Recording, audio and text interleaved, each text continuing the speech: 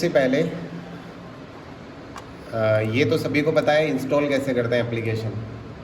जैसे अगर अपने को सिस्टम में हमारे अवेलेबल नहीं है तो हमें क्या करना है, गूगल पे जाके डायरेक्टली लिखना है सोनमा टाइपिंग ट्यूटर और डाउनलोड पे क्लिक करना है और उसके बाद डबल क्लिक करके इसको डाउनलोड करने के बाद इसको इंस्टॉल कर लेना है।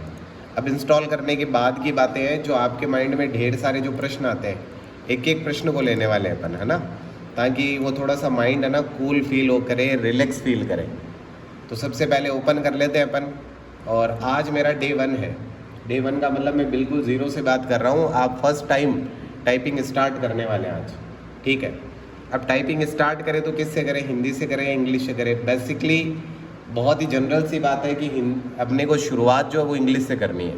क्यों करनी है? इसके 2 रीज़न है। एक तो हमारा जो कीबोर्ड है उसका लेआउट जो बना हुआ है वो किस में बना हुआ है, इंग्लिश में बना हुआ है। और दूसरा रीज़न ये है कि इंग्लिश वाले कीबोर्ड हमने पहले से देख रखे होते हैं, तो हमें पहले से पता है कि कौन सी की कहाँ पर मिलने वाली है। तो ये एक दूसरा रीज़न है। और हम जब स्टार्ट कर रहे हैं तो हमें कम से कम ये पता हो कि कौन सी की कहाँ पर है, ठीक है। तो हमने इंग्लिश पे क्लिक कर दिया। यहाँ पर हम अपना नाम मेंशन कर देते, जो भी आपका नाम है, जस्ट लाइक ए नाम मेंशन कर दिया, बी नाम मेंशन कर दिया, जो भी, ठीक है। देन आपको लॉगिन करना है। अब लॉगिन करने के बाद यहाँ इंग्लिश और हिंदी आ रहा है। आपने इंग्लिश चूज़ कर लिया क्योंकि आपको इंग्लिश से स्टार्ट करना है। अगर आप कभी भी कोई भी चीज़ फर्स्ट टाइम स्टार्ट कर रहे हैं तो उसे टाइम देने की ज़रूरत है, ठीक है। कोई भी चीज़ अगर आप फर्स्ट टाइम, अब जितनी बातें मैं हिंदी इंग्लिश के लिए बोल रहा हूँ ना, पैरेलली ये काम करेगी हिंदी पे, है ना। जितनी बातें मैं अभी इंग्लिश के लिए बोल रहा हूँ ये सारी बातें पैरेलली काम करेंगी इंग्लिश के लिए भी। इसका मतलब अगर मैं ये बोल रहा हूँ कि आपको इंग्लिश के फर्स्ट जो एक्सरसाइज है उस पर बहुत अच्छा टाइम स्पेंड करने की ज़रूरत है, इसका मतलब ये हिंदी के लिए भी है, ठीक है।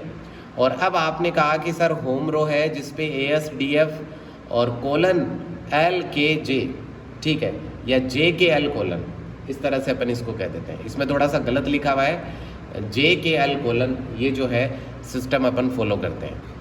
इस सिस्टम के साथ अपन ने मान लीजिए यहाँ 15 मिनट है, आप आगे भी जा सकते हैं, 30 मिनट का टाइप यहाँ पर ले सकते हैं, ठीक है, जब आप स्टार्ट कर रहे हैं। क्योंकि स्टार्टिंग में क्या चाहिए, स्टार्टिंग में तो ये चाहिए कि एक बार पता चले कि लेआउट कैसे है और उस पर काम कैसे करना है।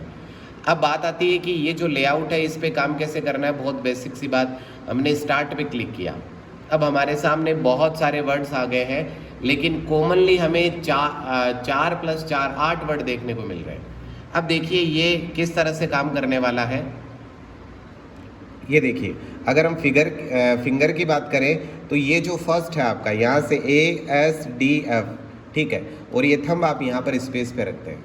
एग्जैक्टली ये जो हैंड है इसमें भी आप यही करेंगे, JKL और ये :, और ये यहाँ पर, ठीक है। अब इसमें सबसे पहला प्रश्न तो यही उठ जाता है कि कुछ बच्चे कहते हैं कि सर यहाँ पर ये जो हाथ है ये हम नीचे टिका के करें या इस हाथ को ऐसे रखें, ठीक है। तो दोनों में कोई दिक्कत नहीं है, मेरा उत्तर हर बार सेम होगा कि इसमें कोई इशू नहीं है। आप चाहे तो ऐसे ऊपर रख के करिए, आप चाहे तो इसे नीचे टिका कर करिए, इसमें कोई फ़र्क नहीं पड़ने वाला है। जिस तरह से आप कंफर्टेबल फील करते हैं उस तरफ से करिए। मैं आपको 1-1 मिनट की दोनों टाइप करके दिखाता हूँ और हम देखते हैं कि दोनों में कितना फ़र्क आता है। जस्ट लाइक ये पॉज, मैं 1 मिनट का सेशन लेता हूँ और मैं दोनों स्टाइल से आपको टाइप करके दिखा रहा हूँ और हम ये देखते हैं कि दोनों में कितना फ़र्क पड़ता है। यही लेसन लेते हैं अपन, जी स्टार्ट टाइपिंग, ठीक है। पहली बार मैं उन बच्चों के लिए डिमांड पे काम कर रहा हूँ जो टिका कर करने वाले, हाथ टिका कर करने वाले, कि अगर हाथ टिका कर करें तो क्या होगा, ASDF, ठीक है। और मैं कोई कंजूसी, कोई लापरवाही नहीं करूँगा, जो मेरा बेस्ट है वो दूंगा मैं, ठीक है। दोनों में कंपेयर करने के लिए सबसे बढ़िया है कि आप खुद करके देख लीजिए कि दोनों में बेटर किस में आएगा। जिसमें आपको बेटर फील हो, ठीक है, उसमें आप कर लीजिए। और हम 1-1 मिनट का टाइप क्यों ले रहे हैं, ताकि हम वो अंडरस्टैंड कर पाए कि किस में बेटर मिलने वाला है, ठीक है। जिसमें बेटर मिलेगा उसमें अपन कर लेंगे। अब जब टाइप कर रहे हैं आप, कोई दिक्कत नहीं है, मिस्टेक होगी, आपकी नज़र कहाँ पर होनी चाहिए, स्क्रीन पर। आपके हाथ कहाँ चल रहे हैं उससे कोई मतलब नहीं है, आपकी नज़र जो है वो स्क्रीन पर रहे। पूरा डेडिकेटली आप स्क्रीन की तरफ ध्यान लगाएं और माइंड में ये सोचे कि कौन सा जो लेटर है वो किस फिंगर पे आना है, ठीक है। यहीं से सारी चीज़ें आप क्या करेंगे, जज करेंगे, ठीक है। और हम सबसे पहले अभी हाथ को बिल्कुल नीचे टिका कर रहे हैं, ताकि देखिए अभी हमारी स्पीड क्या आती है। अभी हमारी स्पीड आ रही है 35। सर आप तो बहुत धीमी स्पीड आपकी, ठीक है, तो जलवे बाद में दिखाऊंगा, पहले कहानी को समझ लें, ठीक है। तो ये हमने हाथ टिका के किया है और 1 मिनट का सेशन लिया हमने। अब हम दूसरे वाले स्टेज पे काम करते हैं। दूसरे वाला जो सिस्टम है उसके अकॉर्डिंग हम ये कहते हैं कि सर अगर मान लीजिए हाथ उठाकर किया जाए तो क्या होगा। ये लीजिए, हम इस बार क्या करते हैं, हाथ को उठा के करते हैं, ऐसे करके करते हैं, ASDF LKJ ASDF, ठीक है। और मैं इस बार हाथ उठा के टाइप कर रहा हूँ। अब आपको यहाँ पर जो भी बेटर फील हो, हर बच्चे का अपना थॉट होगा, ठीक है। गलतियाँ हो रही है, होने दीजिए, आप बैक स्पेस काम में मत लीजिए। दिल बार बार करेगा कि बैक स्पेस अप्लाई कर दें अपन, लेकिन मैं कह रहा हूँ कि बैक स्पेस अपने को ट्राई करना ही नहीं है। गलतियाँ होगी, कोई बात नहीं, गलतियों को जैसे भी है बाद में सुधारेंगे। अभी जैसे जैसे अपन काम कर रहे हैं हमें सिर्फ विदाउट बैक स्पेस काम करना है। इसके 2 रीजंस हैं, एग्ज़ाम ओरिएंटेड और एक्यूरेसी ओरिएंटेड, ठीक है। एक्यूरेसी भी इम्प्रूव करना है आगे जाकर, और एग्ज़ाम में हमारे बैक स्पेस अलाउ भी नहीं है, तो उस बात को भी क्या करना है, ध्यान में रखना है। तो दोनों बातें हम ध्यान में रखेंगे, एक्यूरेसी को भी और स्पीड को भी। स्पीड भी हमारी जो है इम्प्रूव होनी चाहिए, एक्यूरेसी भी इम्प्रूव होनी चाहिए, ठीक है। अब आप देखते हैं कि दोनों में अगर आप इस चीज़ को नोटिस करें, अब आपको गुरुजी देखो इसमें 33 आई है, पहले हाथ टिका के कर रहे तब 35 आई थी। अरे भाई कोई फर्क नहीं पड़ा है, मेरा एनालिसिस ये कहता है कि कोई फर्क नहीं पड़ा है। अगर इस 33 और 35 के बीच अगर कोई फर्क रहा है ना, तो वो मेरे स्टेमिना का रहा है, मेरे टेक्निक का नहीं रहा, ठीक है। ये जो 2 का गैप आ रहा है ना, वो स्टेमिना की वजह से, टेक्निक की वजह से नहीं है। टेक्निकली जिसमें आपको अच्छा फील हो वो टेक्निक आपके लिए बेस्ट है। अगर आप टिका के कर रहे हैं उसमें आपको अच्छा फील हो रहा है, आप वो करिए। अगर आप हाथ उठा के कर रहे हैं उसमें अच्छा फील हो रहा है, आप वो करिए। तो पहला क्वेश्चन बड़ा सिंपली आंसर है इसका कि जिसमें आपको बेटर फील होता है वो टेक्निक आपके लिए सुप्रीम है, वो आपके लिए टेक्निक सबसे बेस्ट है। अब आती है दूसरे मुद्दे की बात। अब हम क्या करते हैं, टाइपिंग शुरू कर देते हैं। अब शुरू करने के बाद मुद्दा सबसे पहला क्या आता है, ये हम क्या करते हैं, 30 मिनट का सेशन लेते हैं। इधर ये 30 मिनट का सेशन लेते हैं, स्टार्ट करते हैं। और हम क्या करते हैं, जब फर्स्ट मिनट होती है ना, ऐसे लगता है कि भाई साहब आज इस कीबोर्ड के सारे बटन उछलने वाले हैं, तांडव करेंगे जैसे, बिल्कुल फुल ऑफ एनर्जी के साथ। जैसे स्टार्ट किया एकदम ये लो ASDF सर बताओ, आप तो बोलो सर क्या करना बताओ जल्दी से। और अब ये जैसे जैसे आगे बढ़ेगी लाइन, ठीक है, अब जैसे जैसे आगे बढ़ रही है ना, ऐसे लग रहा है कि वो जो चाबी भरी हुई थी ना उसकी क्षमता कम होती जा रही है, ठीक है। और लास्ट में तो ये कंडीशन होती है, हाँ sir L, sir K, J, हाँ सर अब स्पेस कौन दबाएगा सर बताओ, ठीक है मैं आता हूँ बेटा दबाने के लिए, कोई बात नहीं। तो ये अगर स्टेमिना आपका लास्ट तक बरकरार नहीं रह रहा है, इसका मतलब ये है कि आगे जाकर जब आप टाइपिंग टेस्ट में पूरा पैराग्राफ टाइप करने जाएंगे तब वो चीज़ वहाँ पर भी अप्लाई होगी, ठीक है। तो ज़रूरी नहीं कि बड़े सेशन लेने से ही स्पीड इम्प्रूव होती है। सेशंस वो लिए जाते हैं जहाँ पर आपका स्टेमिना जो है वो इक्वली रहे। ज़रूरी नहीं कि आप 30 मिनट के सेशन लें। आपको लगता है 30 मिनट आप कंटिन्यू नहीं कर पा रहे, आप छोटा सेशन ले लीजिए। आपको पता है 5 मिनट का आपको टाइप टेस्ट देना है, तो आप 10 मिनट का ले लीजिए, 8 मिनट का ले लीजिए, 7 मिनट का। और जब भी आप टाइपिंग स्टार्ट कर रहे हैं तब मैं ज़रूर ये सबसे पहले बोलूँगा कि अगर आपने मान लीजिए आज सुबह आप उठे हैं और फर्स्ट टाइप टेस्ट दे रहे हैं, बड़ा टाइप टेस्ट दीजिए, 30 मिनट का, आधे घंटे का, 20-25 मिनट का। पहला जो आप टाइप टेस्ट दे रहे हैं वो सबसे बड़ा दीजिए। उसका रीज़न है कि उस टाइम आप एनर्जी से फुलफिल है। तो अगर आप लंबा टाइप टेस्ट देंगे तो उससे क्या होगा, आपकी स्टेमिना जो है ना, उसकी कंसिस्टेंसी जो है वो बहुत बड़ा रोल अदा करेगी आगे जाकर। तो वो कंसिस्टेंट अगर आप हो जाओगे, मान लीजिए आपने 30 मिनट में स्टार्ट किया, अगर आप इस 30 मिनट में से 15 मिनट भी एक स्टेमिना के साथ अगर आप टाइप कर रहे हैं, हमारा तो काम बन गया। क्योंकि हमें तो एक स्टेमिना के साथ एक बार टाइप करना है, कितने मिनट, 5 मिनट। हमारा जो टेस्ट है उसमें कितना मिनट चाहिए हमें, 5 मिनट एक स्पीड के साथ हमें टेस्ट करना है। तो अगर हमने 15 मिनट उसमें कर लिया तो हमारा काम बन गया। तो इसलिए फर्स्ट टाइपिंग जो है वो आप करिए बड़े टाइमिंग से स्टार्ट। इसके बाद में क्या करें, इसके बाद में आप अपने टाइमिंग को लेस करते जाइए, ठीक है। जैसे आपने 20 मिनट से किया तो अब 15 कर लीजिए, फिर 12 कर लीजिए, फिर 9 कर लीजिए। इवन 5 से छोटा, जब पैराग्राफ ले रहे हो तो 5 से छोटा टाइम ड्यूरेशन आपको नहीं रखना है पैराग्राफ में। आप छोटे किस में रख सकते हैं?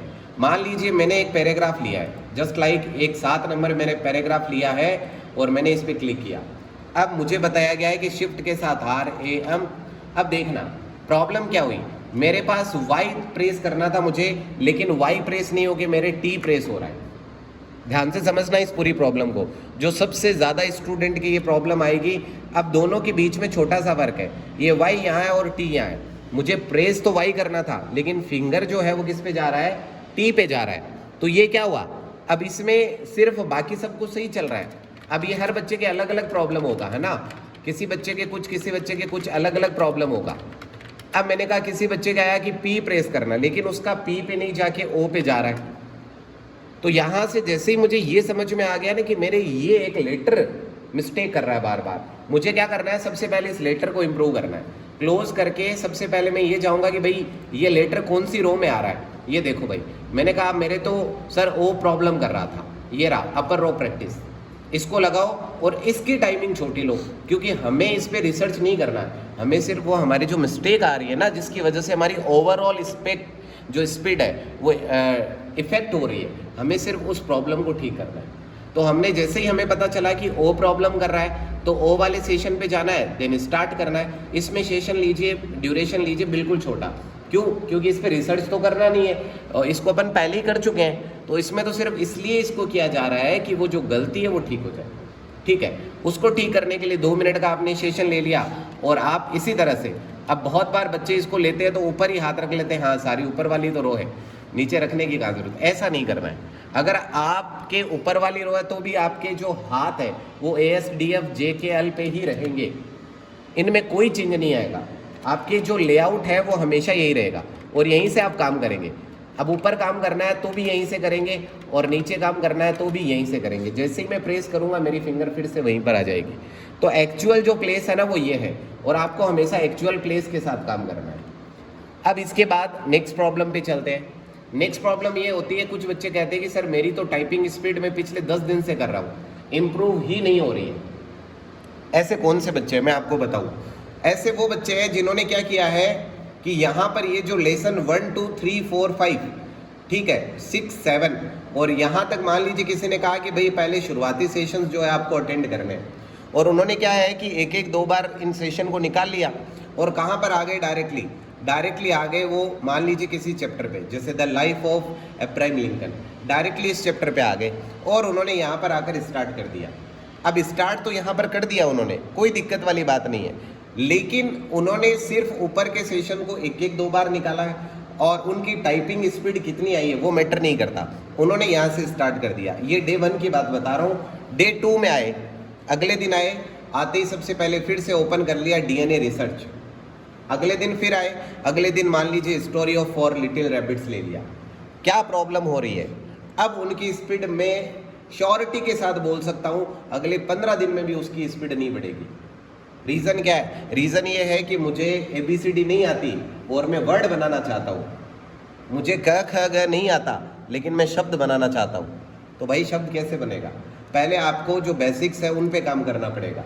अब बेसिक्स में क्या करेंगे, आपको अगर टाइप स्टार्ट करना है तो आप छोटे टारगेट्स बना लीजिए कि ऊपर के जो 7 चैप्टर हैं उनमें मैं पहले एक पर्टिकुलर स्पीड को सेलेक्ट कर लेता हूँ, जस्ट लाइक वो 10 है या वो 20 है, एक सेलेक्ट कर लेता हूँ। जब तक मेरी फर्स्ट वाले में 20 की स्पीड नहीं आएगी मैं आगे बढ़ूंगा ही नहीं। जब तक मुझे क ख ग नहीं आएगा ना, मैं ट वाली लाइन पे च वाली लाइन पे नहीं जाऊंगा।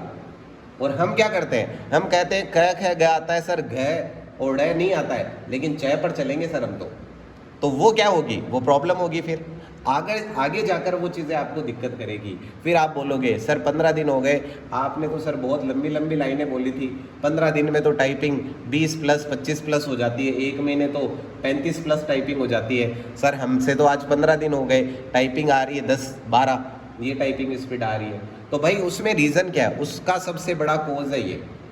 आप क्या करते हो, बेसिक्स पे ध्यान नहीं देते, डायरेक्टली पैराग्राफ ओपन करने लग जाते हो और डायरेक्टली उन पे काम करने लग जाते हो। और ये बात पैरेलली किसके साथ काम कर रही है, ये हिंदी में भी काम कर रही है। हिंदी में भी अगर आपको ये लगता है कि आपकी स्पीड इंप्रूव नहीं हो रही है, काफ़ी टाइम करने के बाद भी, आज आपको 10 दिन हो गए फिर भी आपकी हिंदी की स्पीड अभी भी 10 12 है, तो उसका सबसे बड़ा रीज़न ये है। क्यों? अब इसमें रीज़न वाली बात क्या बता रहा हूँ, रीज़न वाली बात क्या है कि ये जब अपन करते हैं ना फर्स्ट वाले जो लेसन, इनमें बड़ा बोरिंग फील होता है, एक ही वर्ड है, बार बार दबाओ उसको, कुछ अलग आ ही नहीं रहा। तो या तो आप बोरिंग वाली वो जो फीलिंग है उस पर कंट्रोल करिए, और या बोरिंग फील करके क्विट करके वो रोना रोते रहिए, स्पीड बढ़ती नहीं है। ठीक है, दोनों में से आपकी चॉइस है, या तो आप इसमें बढ़िया प्रैक्टिस कर लीजिए। मैं तो ये कहता हूँ कि एक बार रोजाना आते ही जब भी आप टाइप स्टार्ट कर रहे हो, चाहे आप 2-2 मिनट के सेशन लो, एक बार आते ही, आज भी मैं कभी अगर मेरी ऐसी मूड होती है कि आज मैं फ्री हूँ और मुझे आज टाइप करना है, मैं कभी भी पैराग्राफ टाइप नहीं करता। इवन आज भी मेरी दोनों में स्पीड जो है, शायद लंबे टाइम से किया नहीं है तो अभी 50-55 पे आ गई होगी, लेकिन जब मैं जनरली टाइप करता था दोनों में 60+ स्पीड होती थी। और मैं कभी भी पैराग्राफ टाइप नहीं करता था। मेरा ये होता था जब भी फ्री हूँ मैं 2 मिनट का 3 मिनट का सेशन लूँगा और बेसिक पे काम करूँगा। उससे क्या होगा, अगर बाई मिस्टेक कोई ऐसा लेटर है जो मेरी टाइपिंग स्पीड को कम कर रहा है, वो ठीक हो जाएगा, और जैसे ही वो ठीक होगा मेरी ओवरऑल स्पीड ऑटोमेटिकली इंप्रूव हो जाएगी। ऐसा होता था ना मैथमेटिक्स में, मान लीजिए किसी बच्चे को गुणा भाग करना है तो उसको प्लस माइनस सीखना पड़ेगा। अब उसको प्लस तो आता है, ठीक है, प्लस तो आता है उसको, गुणा भी आता है, भाग भी आता है, माइनस नहीं आता। वो माइनस नहीं वाले आने वाली चीज़ आगे गुणा और भाग में भी उसके कहीं ना कहीं उसकी जो टाइमिंग है उसको बढ़ाएगी। एग्जैक्टली ये चीज़ें यहाँ पर काम करेगी। प्रैक्टिकली अप्रोच रखिए सर।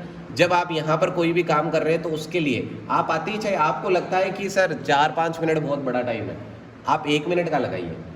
आप जब भी स्टार्ट कर रहे हैं 1 मिनट के कितने सेशन है, 7 सेशन, 7 सेशन में 1-1 मिनट लगने वाला, आपको 1-1 मिनट के लिए निकाल दीजिए, 7 मिनट में सारे सेशन कंप्लीट हो जाएंगे। ठीक है, उसके बाद अपना जो रूटीन में, जैसे आप मान लीजिए पैराग्राफ पे आ गए तो पैराग्राफ आप जिस पे भी चल रहे हैं उस पे आगे कंटिन्यू करिए, लेकिन वो जो टास्क आपने बनाया ना वो हर दिन थोड़ा सा इंप्रूव हो। जस्ट लाइक आपने पहले दिन 1 मिनट का टाइपिंग मारा है 7 के 7 सेशन में, अगर आपने आज टारगेट 20 बनाया तो कल 21 तो बनाइए। किसमें, इन 7 सेशन में, कि कल हमने इन सभी के सभी 7 में 20 का डिक्टेशन लिया था, आज 20 की स्पीड मेंटेन की थी। आज हम जब इन 7 सेशन को कर रहे हैं तो कम से कम हम 21 की स्पीड ले रहे हैं, और अगले दिन जब आ रहे हैं तो कम से कम 22। और फिर आप देखिए, आप कहते हो ना 15 दिन में टाइपिंग स्पीड नहीं बढ़ती नहीं सर, आप रैपिड राउंड खेलोगे। आई एम 101% श्योर, अगर आप टेक्निकली एक सिस्टमेटिकली पूरा प्रोसेस फॉलो कर रहे हैं, 101% आपकी स्पीड बढ़ेगी, कोई शक नहीं है। चांस ही नहीं बनता कि आप 15 दिन बाद में ये बोलो कि सर आज भी मैं 10 और 8 की स्पीड से टाइप कर रहा हूँ, हो ही नहीं सकता अगर आप इस सिस्टम को फॉलो कर रहे हैं। आप दिन में 3 बार अगर टाइपिंग कर रहे हैं, तीनों बार इस सिस्टम को फॉलो करिए। जब आप सिस्टम पे बैठ रहे हैं, आप शुरू कर रहे हैं, तीनों बार इस सिस्टम को फॉलो करिए, आपको बहुत मज़ा आएगा। आप ऑटोमेटिकली आपको लगने लग जाएगा कि सर ने जो बातें बोली थी वो प्रैक्टिकली अप्रोच पे काम करती या नहीं करती। इवन मैंने अभी आपको ये लाइन बोली थी कि मैं अभी भी अगर मुझे फ्री टाइम मिले मैं पैराग्राफ टाइप नहीं करता हूँ, मैं इन जो 7 सिस्टम्स है, ये जो 7 लेयर्स है, इन पे काम करता हूँ, क्योंकि मुझे पता है कि सारी की सारी कहानी टिकी इन्हीं से है, जुड़ी हुई इन्हीं से। तो अगर मेरे पास 10 मिनट है तो मैं 2-2 मिनट 1-1 मिनट के जो सेशंस है वो लेके इन पे काम करूँगा। ठीक है, तो ये टाइपिंग के जो मेन जो मुद्दे हैं जो हमारे प्रॉब्लम करते हैं उन पे हमने डिस्कस किया है। अब आपके प्रश्न पूछिए जो आपके माइंड में चलते हैं कि सर ये प्रश्न मुझे सर से पूछना है, इस तरह का कोई भी क्वेश्चन है तो एक बार वो पूछिए आप खुलकर, बिल्कुल मारवाड़ी में, हिंदी में, जैसे ही आपको लगता है कि सर ये प्रॉब्लम आती है मेरे को, तो वो प्रॉब्लम पूछिए आप।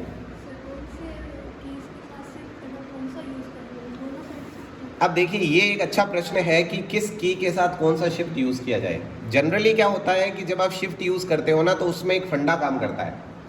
एक बार के लिए अगर आप किसी शिफ्ट को प्रेस करेंगे, जस्ट लाइक मैं ये प्रेस कर रहा हूँ और मैंने ये शिफ्ट प्रेस कर दिया, ठीक है, तो जनरली 2 चीज़ें हैं। कुछ बच्चे हैं वो एक ही शिफ्ट से सारा टाइप करते हैं, ठीक है। जैसे मान लीजिए मैं एक बार के लिए ये प्रैक्टिस ऑल शिफ्ट की ये ले लेता हूँ। अब मैं इसको प्रेस करूँगा ना, मेरा जो हैंड है वो यहाँ पर जाएगा ही नहीं, इस शिफ्ट पे जाएगा ही नहीं। हर बार जो मेरा माइंड रहेगा वो ये रहेगा, ये R, ठीक है, ये M, अब Y। अब देखो Y वाले में यहाँ से प्रेस कर रहा हूँ लेकिन मेरा इस तरफ शिफ्ट नहीं गया, मेरा हर बार यहाँ पर ही शिफ्ट जा रहा है, ठीक है।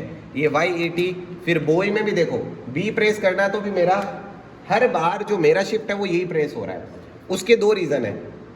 मुझे ये ठीक क्यों लगता है? मुझे इसलिए ये ठीक लगता है कि नियरेस्ट है। ये थोड़ा सा क्या इस तरफ दूर लेकर आना पड़ेगा, ठीक है, मुझे ऐसा लगता है। ज़रूरी नहीं कि आपको ऐसा लगे, क्योंकि मैं टाइपिंग में पहले ही एक लाइन बोल चुका हूँ कि टाइपिंग में वो टेक्निक सबसे बेस्ट है जो आपको सही लगती है। टेक्निकली अगर बात की जाए, अगर टाइम प्रूवन की बात की जाए, तो आप खुद देखिए कि ये एक तरफ शिफ्ट है, ये ए के पास शिफ्ट है, और ये एक तरफ ये शिफ्ट है। आप यहाँ से यहाँ पहुँच रहे हो और यहाँ से यहाँ पहुँच रहे हो, दोनों में दूरी कम किस में? इसी में। तो मैंने जब शुरू किया तब से ही मैं इसी को फॉलो कर रहा हूँ। अब मान लीजिए आपने शुरू किया तब से आप इसको फॉलो कर रहे हो, अब मैं आपको बोलूँ चेंज करो, ना जी। अगर आप 10-15 दिन टाइप कर चुके हैं और अगर आप इस शिफ्ट को फॉलो कर रहे हैं, चेंज मत करिए आप, क्योंकि फिर से आप एक नई चीज़ शुरू करेंगे, उसमें 10 दिन निकाल देंगे आप। नहीं करना है। अगर आपने शुरू ही नहीं किया अभी, अगर आप शिफ्ट वाले पे आए नहीं है, तो फिर आप इस पर काम करिएगा, ये आपका टाइम बचाएगा। और अगर आपका ये लंबे टाइम से आप इस शिफ्ट को यूज़ कर रहे हो, तो अब आपका ये टाइम बचाएगा, क्योंकि किसी भी चीज़ को बार बार प्रैक्टिस करने के बाद ऑटोमेटिकली टाइम कम हो जाता है ना। तो ऐसी अगर आप पहले से कर रहे हैं तब तो आपको कोई चेंज नहीं करना। आप शुरू करेंगे, आप फर्स्ट टाइम टाइप कर रहे हैं, तो आप शिफ्ट ये यूज़ करिएगा, ये इजी रहता है मेरे अकॉर्डिंग, ठीक है, इजीली आप इसको बना लेते हैं। तो मैं कुछ भी लिखूंगा तो मैं ये शिफ्ट ही यूज़ करूँगा, ठीक है। अगर कुछ भी मुझे लिखना है तो मैं यही शिफ्ट यूज़ करूँगा,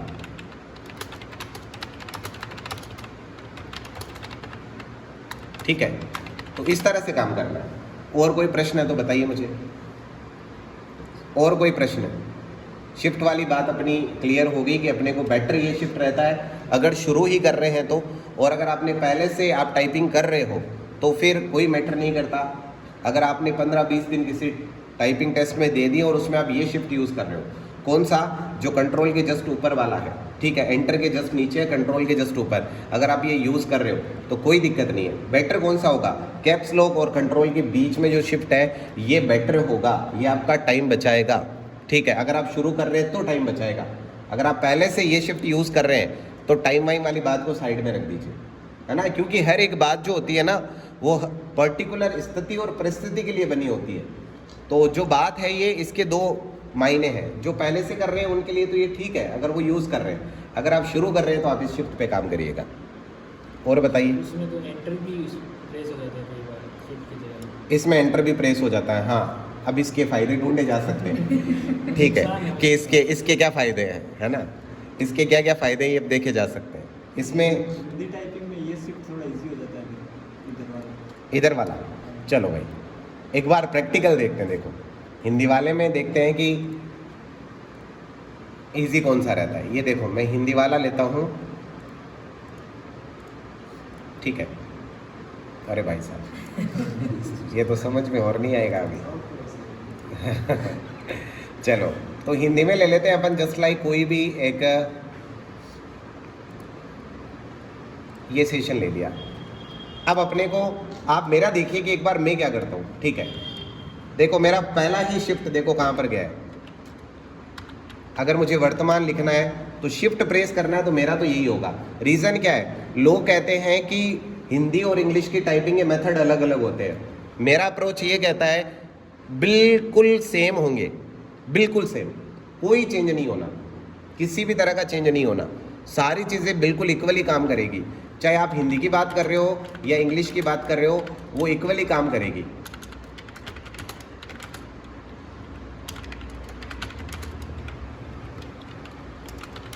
तो मेरे हर बार शिफ्ट यही रहेगा, चाहे हिंदी की बात करो या इंग्लिश की बात करो। और अगर आप टाइपिंग स्टार्ट ही कर रहे हैं तो आप दोनों के लिए इसी शिफ्ट को यूज़ करें। अगर आप कर चुके हैं पहले, मान लो आपने रामायण पढ़ ली है, तो अब उसमें कोई बदलाव करने की आवश्यकता नहीं है। अगर आप पहले से लगे हुए हैं इस शिफ्ट को लेकर तो अब उसे बदलिए मत, क्योंकि अब अगर आप बदलेंगे फिर से और नया टाइम चाहिए, तो इतना टाइम स्पेंड करने की ज़रूरत नहीं है। आप उस पर काम करिए, क्योंकि अब आपको वो ईजी लगने लग गया है, ठीक है। अब आपको ये ईजी लगने लग गया अगर आपने ये यूज़ नहीं किया है तो, ठीक है। अगला प्रश्न बताइए। सर नीचे वाली जो रो है ना, ये एम वाली, इसमें दिक्कत रहती है कि कौन सी फिंगर से एम यूज़ करें, कौन से एम। इसके देखो दो सॉल्यूशन इसके हो सकते हैं। एक तो प्रैक्टिकली मैं आपको बता देता हूँ कि किस में क्या होगा, ठीक है। और दूसरी बात ये भी है कि आप प्रैक्टिकली मैप देख सकते हैं इंटरनेट पे कि किसके लिए कौन सा जो फिंगर है वो यूज़ होगा। जैसे एक बार के लिए ये देखिए, अपन ले लेते हैं लोअर रो, ठीक है। अब देखिए, अगर मैं सबसे पहले Z की बात करता हूँ, Z की बात करूँ तो Z किससे प्रेस कर रहा हूँ। अब ये देखिए, Z प्रेस करूँगा तो मैं फर्स्ट फिंगर से ही प्रेस करने वाला हूँ, ये Z यहाँ से प्रेस होगा Z। X प्रेस करूँगा, ये X आना तो सेकंड वाला चाहिए, लेकिन मैं D के जस्ट नीचे H को महसूस करता हूँ, मैं ये ऐसे मेंशन कर देता हूँ C। अब C V, ठीक है। अब B C और V। अब यहाँ पर देखिएगा, अगर मैं आगे चलता हूँ, ये डॉट मेरा ये जो रिंग फिंगर जिसे आप कहते हैं J के L, जो L वाली फिंगर है, इससे मैं क्या करूँगा, डॉट प्रेस करूँगा, डॉट। उसके बाद कोमा के लिए जो मिडल फिंगर है, ये इससे मैं कोमा प्रेस कर रहा हूँ, ठीक है। M, ये देखिए, इससे ही M और इससे ही N, M N और अब B। अब B के लिए मेरे पास दो ऑप्शन है, इससे भी कर सकता हूँ, इससे भी कर सकता हूँ, और मैं दोनों ऑप्शन यूज़ करता हूँ, ठीक है। बहुत बार मैं इसको B प्रेस कर देता हूँ, और बहुत बार जब मैं मान लीजिए कोई ऐसा कोई बड़ा लेटर आ रहा हूँ तो मैं इससे भी B प्रेस कर देता हूँ। तो ये दोनों ऑप्शन काम में आते हैं, ठीक है। ऐसे B कंटिन्यू आ गया तो मैं इससे भी प्रेस कर दूंगा। ऐसा कोई कंपलसरी नहीं है कि इसके लिए यही यूज़ किया जाए। बेटर कौन सा होगा, मेरे अकॉर्डिंग बेटर होगा कि अगर आप राइट हैंड वाली फर्स्ट फिंगर से B प्रेस करें तो ये बेटर होगा, क्योंकि इजीली आ जाएगा। और कुछ बच्चों को ऐसा लगता है कि ये B जो है ये इजीली आता है, ठीक है, ये V के बाद ये जो B है ये इजीली आता है, कुछ को ऐसा लगता है। तो अगर आपको पहले से इस B की आदत पड़ गई है तो आप यहाँ से B ले लीजिए, थोड़ा सा ये लेंथी है, ये थोड़ा इजी रहता है, इधर B क्लिक हो जाता है फटाफट, ठीक है। अगर आपको आदत पड़ गई है तो ठीक है, अदरवाइज आप इस J वाले फिंगर से आप क्या कर सकते हो, B प्रेस कर सकते हो। और बताइए, C और V आपने एक ही फिंगर से टाइप किए हैं। C और V एक फिंगर से, C और V एक फिंगर से, M और N एक फिंगर से। B के लिए दो ऑप्शन है, इससे भी B प्रेस कर सकते हो और इससे भी B प्रेस कर सकते हो।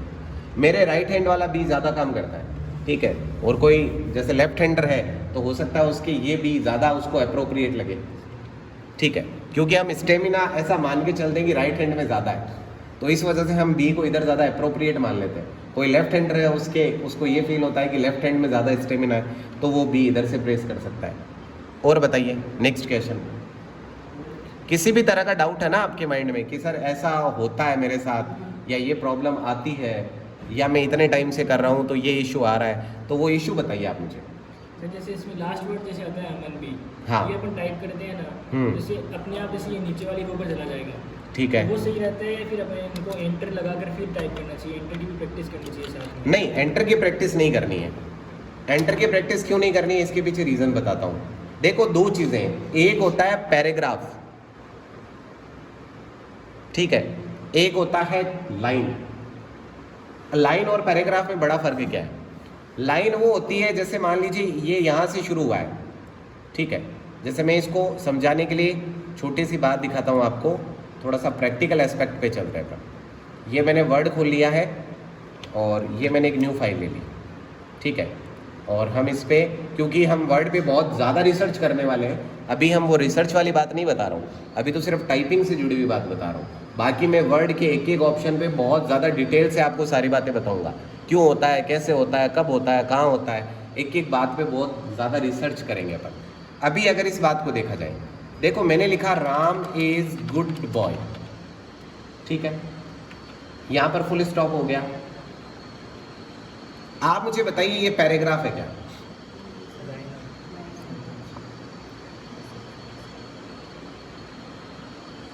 लाइन है या पैराग्राफ है?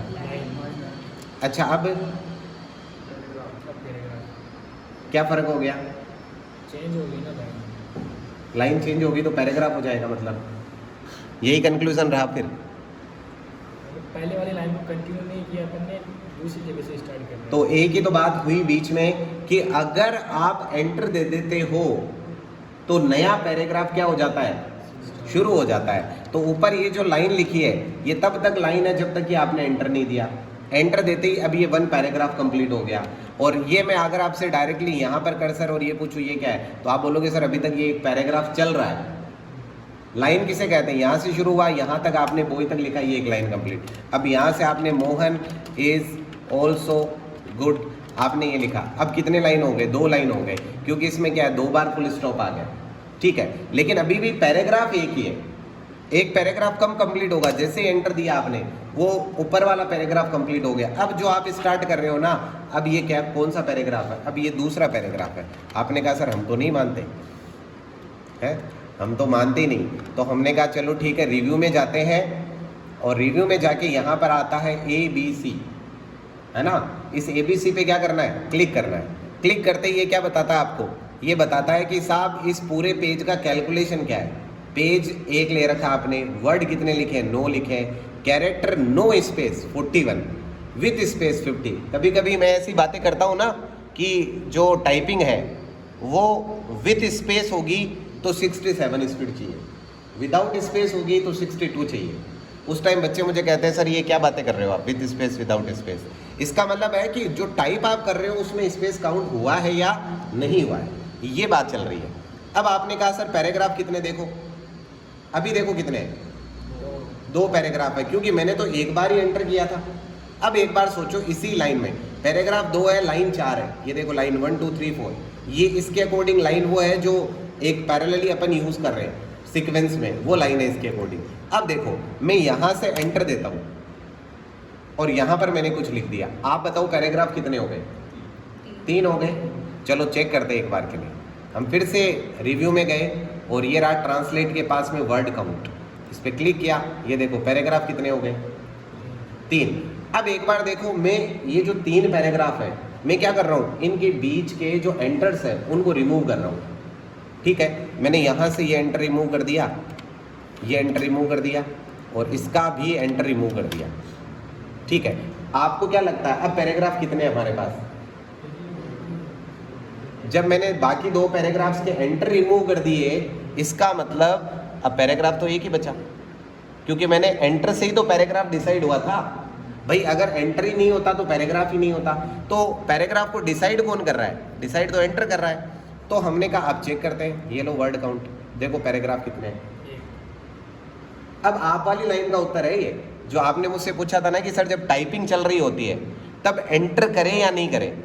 तो एंटर करने का मतलब तो क्या है, एक नया पैराग्राफ शुरू हो गया। तो हमें क्या करना है, हमारे सामने जो टाइपिंग आती है ना वो एक सिंगल पैराग्राफ में आती है जनरली, हो सकता है कभी 2 पैराग्राफ में आए, लेकिन हमें बीच में एंटर की ज़रूरत नहीं होती। तो इसका उत्तर ये है कि भाई हमें बीच में आवश्यकता नहीं है, जब अपन टाइप कर रहे हैं तो बीच में हमें एंटर की आवश्यकता नहीं है। और प्रश्न पूछिए, दिमाग में और कोई ऐसा प्रश्न है टाइपिंग से जुड़ा हुआ तो उसको सामने रखिए आप, ताकि बिना टेंशन के टाइपिंग करेंगे ना तो वो क्या है कि ऑटोमेटिकली हेल्दी टाइपिंग होगी। कन्फ्यूज़न के साथ टाइपिंग करते हैं तो ऑटोमेटिकली स्पीड कम होता है। और बताइए, और अभी जितनी भी अप्रोचेज अपन यूज़ कर रहे हैं ना वो बिल्कुल फ्री वाले एप्लीकेशन पे यूज़ कर रहे हैं। अभी हम सारी डिस्कशन कर रहे हैं सोनमा, जो कि बिल्कुल फ्री वेयर एप्लीकेशन है। बाकी हम सारे जो प्रैक्टिकल्स हैं उनको अलग लेवल पर भी करेंगे। अभी हम स्टार्ट कर रहे हैं तो स्टार्ट करने के लिए सोनमा ठीक है, हमें कोई पैसा खर्च नहीं करना और आराम से गूगल से हम लेकर और स्टार्ट कर सकते हैं। आप ज़रूरी नहीं घर पे, अगर आप यूज़ करना चाहते हो लैपटॉप है तो सोनमा डाल लीजिए, उसमें कंप्यूटर है तो सोनमा इंस्टॉल कर लीजिए। और अगर आपके पास मोबाइल से ही करना है तो मोबाइल के लिए मैंने सेटअप बता रखा, वो सेटअप करके उसमें लर्न टाइपिंग करके या इजी टाइपिंग ट्यूटर या लर्न टाइपिंग ट्यूटर करके एप्लीकेशन इंस्टॉल करके उसमें भी आप टाइप कर सकते हो, ठीक है। और कोई कन्फ्यूज़न?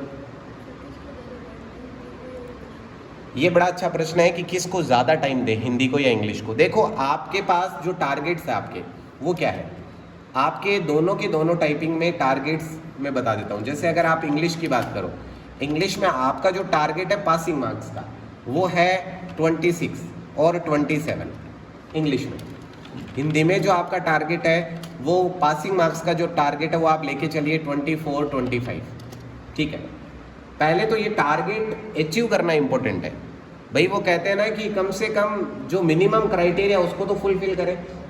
अगर आपको लगता है कि आप हिंदी में 26 और 27 वाला जो क्राइटेरिया वो फुलफिल कर चुके हैं तो आप हिंदी को टाइम दीजिए। और अगर आपको लगता है कि हिंदी वाला फुलफिल कर चुके हैं तो इंग्लिश को टाइम दीजिए।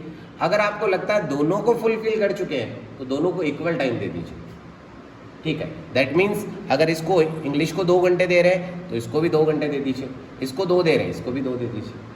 और अगर ये क्राइटेरिया फुलफिल नहीं हुआ है तो बड़ी कॉमन सेंस की बात है कि अगर हमारे इंग्लिश में 26 27 आ रहा है और हिंदी में अगर अपन 15 पे ही चल रहे हैं तो शायद मुझे कुछ बोलने की भी ज़रूरत नहीं होगी।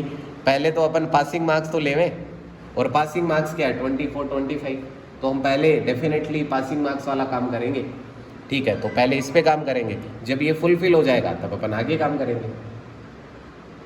और कोई डाउट किसी तरह का? टाइपिंग से जुड़ा हुआ कोई भी क्वेश्चन है तो उसको क्लियर कर लो। आपका कोई डाउट? सर ये एक से सर वो जैसे सर ये रो है ना ये वाली, हाँ, ये वाली सर इसका क्या करें? इसका कोई काम ही नहीं है अपने। नंबर वाला जो काम है ना वो नंबर का अपने कोई काम ही नहीं है। नंबर का कोई काम नहीं है, स्पेशल लेटर्स का भी हमारे पास कोई काम नहीं है। हमें सिर्फ काम करना है अभी किस पे, कैरेक्टर्स पे। हमें ना तो कोई स्पेशल सिंबल यूज़ करना है अभी, ना कोई नंबर यूज़ करना है। नंबर आए तो इधर से आराम से देख देख के प्रेस कर लेना, क्योंकि मैक्सिमम 1 नंबर आएगा, उसके लिए आप पर्टिकुलरली बहुत ज़्यादा टाइम स्पेंड ना करें। हाँ, आपको लगता है कि नंबर बार बार किसी चैप्टर में आ रहे हैं, अगर आपको लगता है बार बार किसी चैप्टर में आ रहे हैं तो एक छोटा सा काम करिए, यहाँ पर आइए और यहाँ पर एक नंबर की पर्टिकुलर प्रैक्टिस है, आप उसको लगा लीजिए, सिर्फ नंबर वाली। ये देखिए, प्रैक्टिस ऑफ 5 to 6 एक नंबर की है ना यहाँ पर, या मुझे ऐसे ही याद रहेगा। ये रहा प्रैक्टिस ऑफ नंबर, 11 नंबर पे देखो, प्रैक्टिस ऑफ नंबर 0 to 9, इसको आप लगा लीजिए। इसमें सिर्फ नंबर है, और जब इसको लगाए ना तब बिल्कुल आराम से ये जो राइट हैंड है इसको यहाँ लगाओ, ठीक है। और कैसे 1 2 3 इस पे लगाओ, ऑटोमेटिकली 1 2 3 4 5 6 7 8 9 ये ऐसे काम करेगा, ठीक है। ओके, ऐसे ही फिर 0 प्रेस करना है, ये देखिए 0।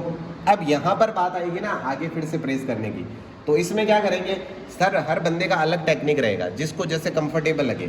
9 8 7 6, ठीक है, 1 2 3 4 5, ठीक है, 0 9 8 7 6 1 2 3 4 5 0 9 8 7 6। तो 2-4 बार आप इसको लगाएंगे ना, जितने में आपके जो नंबर वाला टेंशन है वो ख़त्म हो जाएगा। और बहुत ज़्यादा इस पर टेंशन लेने की ज़रूरत है नहीं, क्योंकि नंबर का काम जो है वो ना के बराबर होगा, आएगा तो भी 1 नंबर या मैक्सिमम 2 नंबर हमारे आएंगे, ठीक है। तो इस पर ज़्यादा टेंशन लेने वाली बात नहीं है, लगा लीजिएगा, 1-2 प्रैक्टिस इसके भी लगा लीजिएगा। और कोई डाउट है तो बताइए। तो नंबर वाला बड़ा इशू नहीं है, ठीक है। और कोई डाउट, कोई माइंड में ऐसा प्रश्न टाइपिंग से जुड़ा हुआ? सर जैसे अलग अलग कीबोर्ड होते हैं, जैसे कई तो जैसे कंफर्टेबल होते हैं, जैसे टाइप करते ही जैसे टाइप हो जाता है वर्ड। देखो ये बड़ा ही प्यारा क्वेश्चन है, ये एग्जाम हॉल वाला प्रश्न है। कौन सा? कि सर कभी कभी तो किसी कीबोर्ड पे बैठते तो बड़ा सॉफ्ट होता है और इजीली टाइप हो जाता है, कुछ कीबोर्ड होते हैं बड़े हार्ड होते हैं सर, उस पर कैसे करें? ठीक है, इसका बड़ा सिंपल सा आंसर देता हूँ मैं। ये तो श्योर है कि अगर हार्ड कीबोर्ड होगा तो टाइपिंग इसकी स्पीड जो है वो क्या होगी, डिक्रीज होगी, ये तो कॉमन सेंस की बात है। सॉफ्ट होगा तो टाइपिंग स्पीड क्या है, वो इंक्रीज होगी, ये तो बड़ी कॉमन सेंस की बात है। तो इसके पीछे कोई रामबाण नहीं है, इसके लिए पर्टिकुलरली कोई टेक्निक नहीं है, इसके लिए टेक्निक सिर्फ एक है, आप प्रैक्टिस कितना ज़्यादा करेंगे। अगर आप बहुत ज़्यादा प्रैक्टिस कर लेंगे ना, और जैसे ही मेरे प्रैक्टिस वाली क्लासेस शुरू होगी, अभी तो आप क्या कर रहे हो, सीख रहे हो, अभी प्रैक्टिस थोड़ी कर रहे हैं अपन, अभी तो अपन सीख रहे हैं। मैंने आपको बताया था 10 से 12 दिन तो आपकी सिर्फ लर्निंग में, लेआउट समझने में लगेगा, उसके बाद प्रैक्टिस शुरू होगी। प्रैक्टिस वाली जब क्लासेस शुरू होगी तब आपको मैं क्या करूँगा, हर बार कीबोर्ड चेंज करवा के टाइपिंग करवाऊँगा। जैसे आज इस पे कर रहे हो तो कल मैं दूसरे पे करवाऊंगा, तीसरे दिन दूसरे पे करवाऊंगा। तो अगर आप 10-12 दिन अलग अलग कीबोर्ड पे टाइप करोगे तो ये जो थॉट चल रहा है ना माइंड में, हार्ड, इजी, टफ, ये सारे थॉट्स निकल जाएंगे। स्पीड में फर्क पड़ेगा आपके, लेकिन कितना सा, 2-4 का, 2-4 ऊपर नीचे होगी। जिस दिन सॉफ्ट मिलेगा उस दिन 2-4 ऊपर होगी, हार्ड मिलेगा उस दिन 2-4 नीचे होगी, इससे कोई बड़ा फर्क नहीं पड़ने वाला। तो जैसे ही अपने टाइपिंग वाला सिस्टम, जो प्रैक्टिस वाला सेशंस है वो स्टार्ट होंगे, मैं बार बार कीबोर्ड चेंज करवा के करवाऊंगा। इवन लास्ट टाइम मैंने हर बच्चे के 9 टाइम कीबोर्ड चेंज किए थे, मुझे अच्छे से याद है लास्ट बैच में, ठीक है। तो अगर 9 टाइम अपन कीबोर्ड चेंज करेंगे तो कुछ बचेगा ही नहीं, ठीक है। 9 टाइम अगर चेंज करेंगे, और ऐसा भी हो सकता है कि जो कीबोर्ड आपको मिलेंगे वो अपन पहले ही उन पर प्रैक्टिस करके जाए, ठीक है। मैंने लास्ट टाइम बच्चों को पहले ही पता करके कि आर्या में कौन सी कीबोर्ड है, ठीक है, कि वहाँ पर डेल का 212 कीबोर्ड है जो भी यूज़ हो रहा है वर्तमान में। तो मैंने क्या किया, मैं डेल के 212 के कीबोर्ड लेके आया, मैंने उसी पे प्रैक्टिस करवा दी। और बच्चे वहाँ गए, बच्चों ने बाहर निकले थे, ये नहीं बताया टाइपिंग कैसी, सर कीबोर्ड वही मिला था जिसमें हम प्रैक्टिस करके गए। तो ऐसी भी हम कोशिश करेंगे कि जब हमारा टाइपिंग हो तो हम वहाँ पर लगे हुए जो कीबोर्ड है उन पे भी क्या कर ले, टाइप कर ले, ठीक है। तो वो बड़ी टेंशन वाली बात नहीं है, क्योंकि अगर अपन अलग अलग कीबोर्ड पे करेंगे तो वो टेंशन ऑटोमेटिकली खत्म हो जाएगा हमारा। जैसे जैसे प्रैक्टिस का सेशंस आगे बढ़ेगा वैसे वैसे प्रॉब्लम क्या हो जाएगी, खत्म हो जाएगी। और कोई डाउट? सारे खत्म? चलो ठीक है। तो ये टाइपिंग से जुड़े हुए सारे मुद्दे कंप्लीट हो गए। अब आपको क्या करना है, जम के टाइप करना है, ठीक है।